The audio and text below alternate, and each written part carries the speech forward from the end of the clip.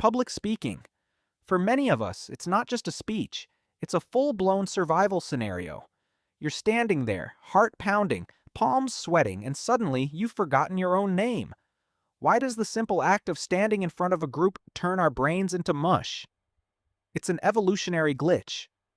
Thousands of years ago, being the center of attention, or being isolated from the tribe, could literally mean death. Your brain hasn't quite caught up to modern times. It still perceives a room full of eyes as a pack of predators. You aren't afraid of the people.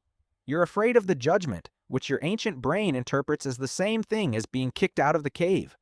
When you step on stage, your amygdala, the brain's alarm system, fires off. It dumps adrenaline into your system. This is your fight or flight response. Your body is trying to prep you to fight a tiger or run away, but because you're stuck behind a podium, all that energy has nowhere to go. That's why you get the shakes, or that feeling of being trapped. Then there's the spotlight effect.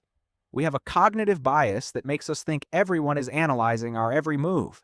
You think they noticed that slight tremor in your hand? They didn't. You think they noticed you tripped over one word? They already forgot it. Here's the secret. The audience usually wants you to succeed. They aren't there to watch you fail. They're there to hear what you have to say. So, how do we hack this ancient wiring? It's not about getting rid of the fear. It's about managing the chemistry. First, try reframing.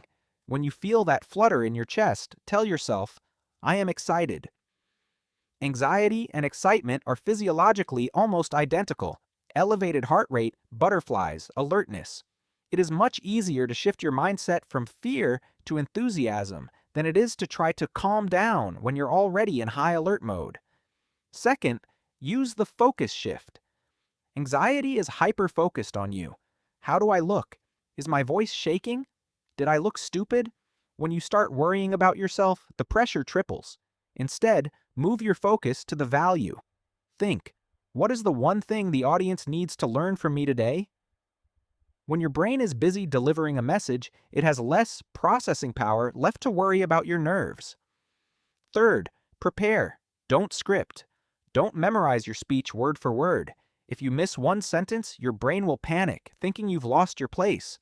Instead, memorize your anchors, your opening, your 3 main points, and your closing. If you know where you're starting and where you're going, the middle can be improvised. It makes you sound more human and less like a robot. Finally, embrace the silence. Nervous speakers tend to fill the air with or ah because they're terrified of a quiet room. A pause is not an error. It's a tool. It gives the audience time to process what you said and gives you time to reset your breath. Public speaking isn't about being perfect. It's about being present. Your brain thinks you're in danger, but you're just sharing an idea. And that is definitely worth the nerves. Thanks for watching Stickman Explains. If you found this helpful, hit that subscribe button for more deep dives into the human experience.